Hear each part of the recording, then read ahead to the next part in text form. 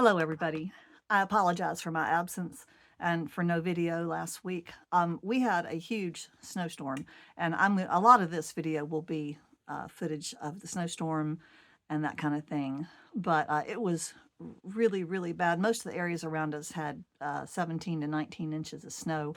We often have winters with no snow, so you can imagine what that did to this little area of ours.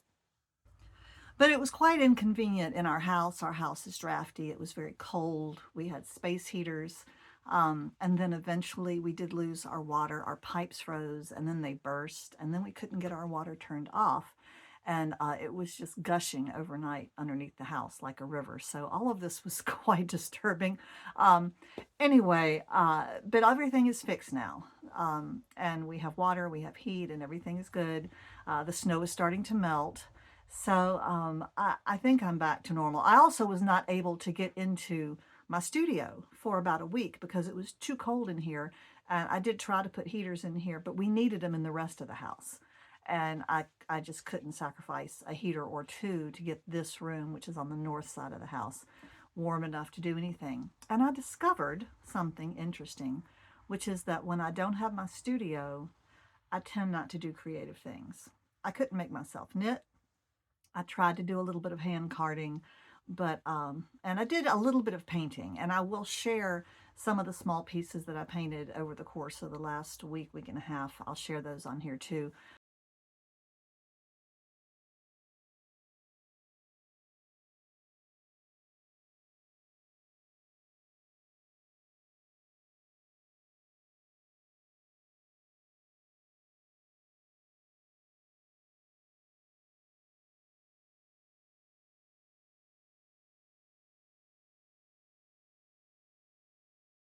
But I was able to take that out to the dining room table, and I did a little carding in the living room. So, without any further ado, here's the snowstorm. There is a little bit of creative stuff. I made a journal a couple of weeks ago that I've been enjoying. I'm keeping the paintings in the journal, and also did a little bit of sewing that I'll share with you. Okay.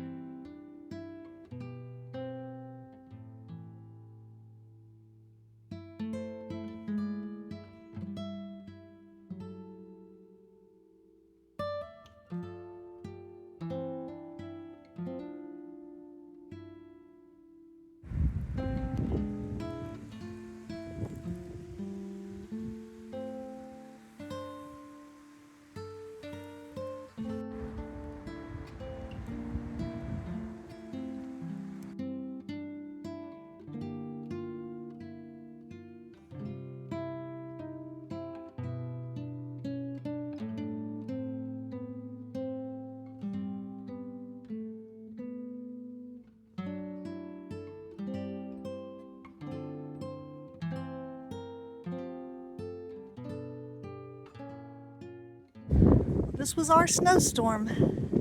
We got some big drifts. I'd say a foot or two. Oh, no thanks. Adam made a baguette, and then he made croutons from it, and they are delicious. And today is the coldest day, and he made barley soup.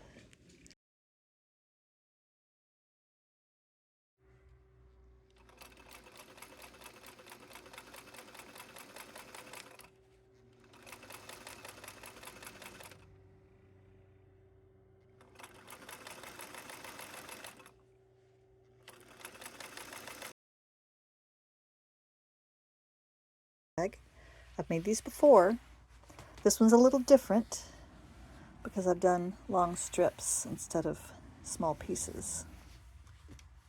There's the back side. That'll be the inside of the project pouch.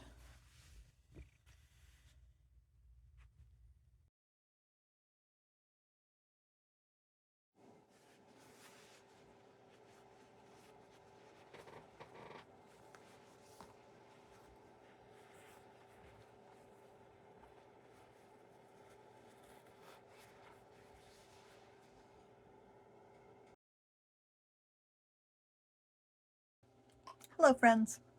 Well, I decided this yesterday, that I'm going to make myself a journal for this year. Now, I used to keep a diary as a child, even in my teens and 20s, but I haven't done a journal in a long time. This is not going to be a write all about my life journal, because who really wants to know 100 years from now? I don't know. But I think I'm going to put in it some important, inspirational, comforting words that I read each month. So there should be 12 pages, or maybe 12 double pages, that I'll write in, paint in, whatever I want to do in. But today I'm starting to make it. So let me show you what I'm doing. I'm using a wonderful book called The Art of the Fold. I have used this book before. I have done lots and lots of little folding projects. They're all small. I didn't want to do great big ones, so I cut down the proportions and made teeny little accordion folds and boxes and little maps that fold out and all kinds of stuff. And I'll put some links up there of some of the, I think I did a couple of videos on that, but nobody watched them much, so I kind of stopped doing it here. But I've missed it. I really, really enjoy the folding.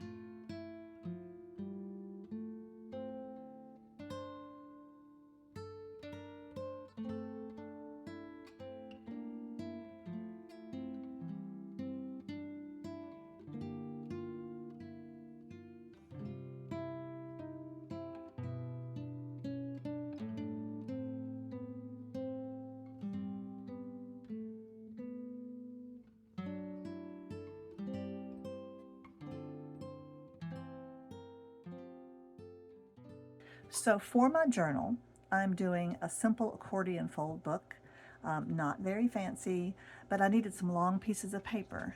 And the pieces of paper that I have are taller than I needed, but not long enough. So I cut off the top, and I used double-sided tape to attach additional pieces to the end to make them somewhat longer. You know, it'll be what it's going to be. It's just for me, so I'm not too finicky. And then for the outside, I'm using some watercolor paper that I have in a big roll. Now, I have lots of this because I don't usually paint large items. So I had to cut those down. I just needed 2 8x8 panels for that. But the other long pieces, I needed 5 long pieces that were 8 inches tall and 30 inches long.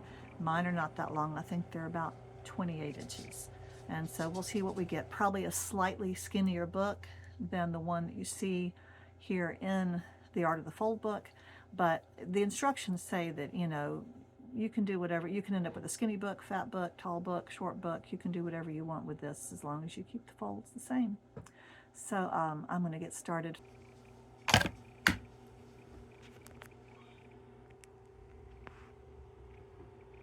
Now this is this wonderful thing Adam got for me. I didn't know if I was going to like it, but I do. It's got rubbery stuff here. I put all my paintbrushes in the top, very, very shallow drawer. The next drawer I keep pencils in. Those are my watercolor pencils and my sharpener. Might get more of those. Bottom drawer is deeper. I have my micron pens and white pens and some assorted paint tubes.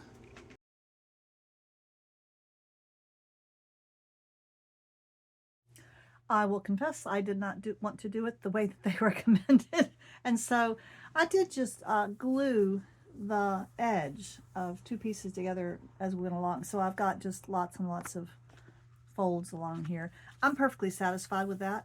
It does give you a book that every page has 2 thicknesses. And I think that's better if you do want to do any drawing or light painting on it or anything. It's not quite so thin. Looks like, though, the joins, the glue joins are all there. I could use this edge as the outside edge, and all of those are folds.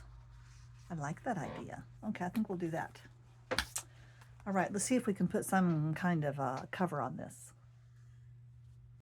Well, I took my my front and back covers, and I used double-sided tape, as you can see there, to put them together. It makes me kind of wonder why I didn't just have one long piece. That would have been easier, but it does make it so that the spine is double thickness, which might be kind of nice, and that's really good.